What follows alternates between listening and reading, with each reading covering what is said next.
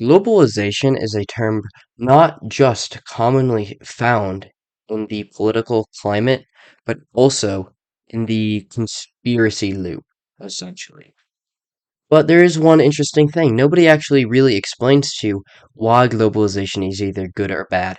A lot of the conspiracy guys, they just say, hey, look, they're aiming for globalization. This is going for globalization.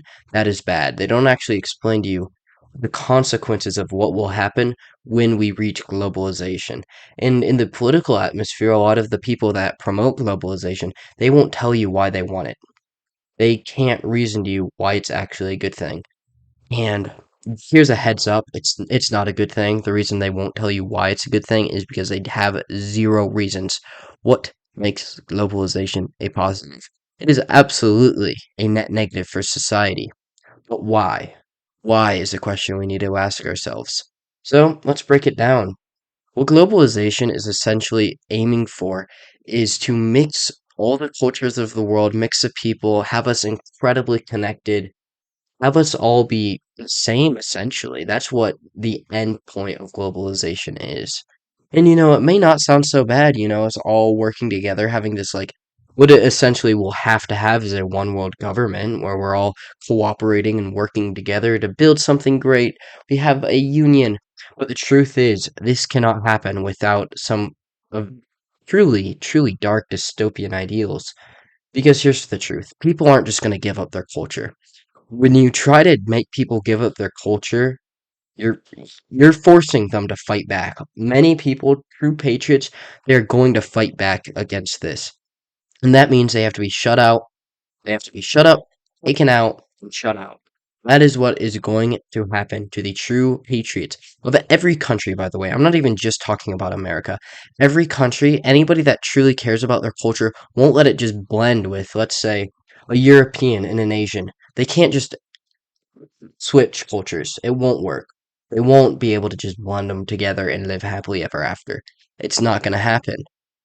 People don't cooperate well, honestly, when they don't have the same cultures, and that's why globalization means that we have to mix in with each other. We can't be unique anymore because people need something common to work under, right?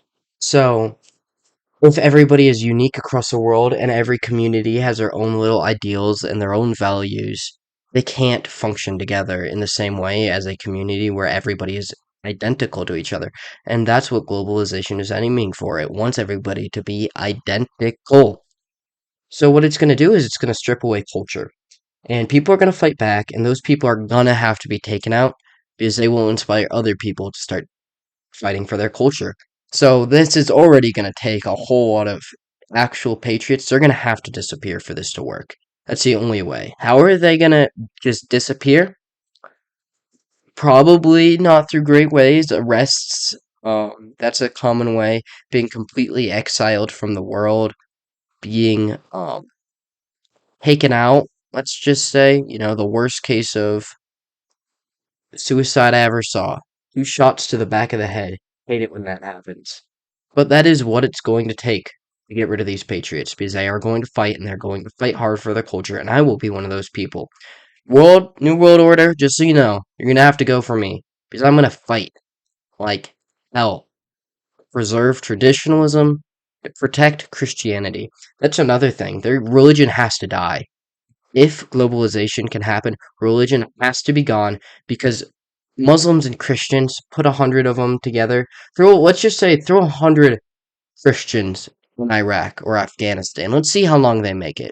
Throw 100 Christians in Israel. Let's see how long they make it there. I'm going to let you know they're not going to last very long if they are open and outspoken about their beliefs. They will be gone pretty quick, and that's because religions, they will compete with each other. People aren't willing to just give up their faith for cooperation or whatever with their fellow man. It's not going to happen. It cannot happen. So religion has to be gone. So if you are a Christian, or even if you're not a Christian, let's say you're a Muslim, do you really want your religion just to die in the name of globalization? No, you don't.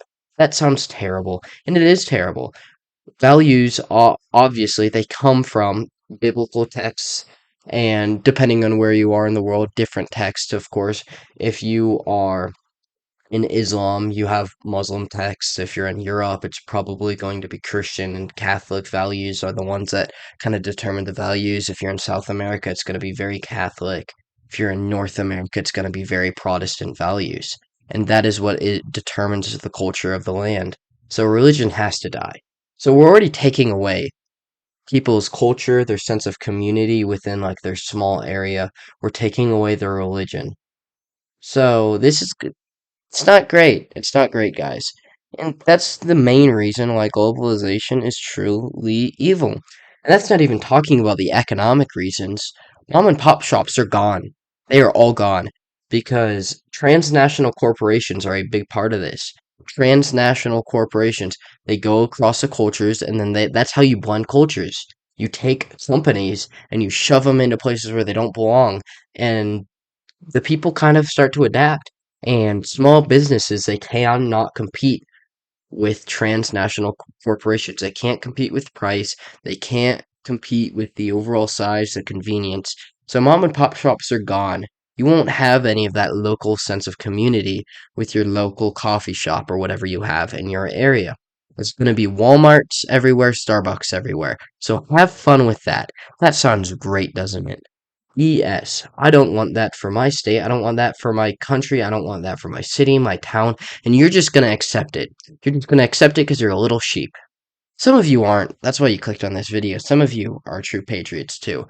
And that's why you're going to fight. And you're going to fight with me, and we're going to fight back against globalization because we will not die on our values. Because it's so much better to die fighting what you actually care about than to live knowing that you gave up, because when you give up on your values, you're dead inside. You know, when you die fighting for your values, your spirit lives on.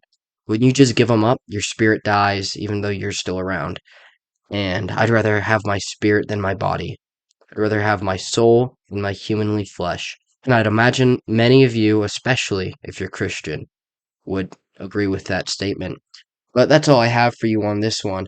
If you enjoyed and made it this far, I'd suggest you like and subscribe. It's clearly the best course of action. I always talk about, making the best chess move. That is the best chess move right here. Like and subscribe, because I am great. Okay. I'll try to be a little more humble sometimes, but not right now. But that is it. This has been the one and only Strange Investigations. I have been your host, Ron Swanson, signing off once again. So long. Peace out, and God bless y'all.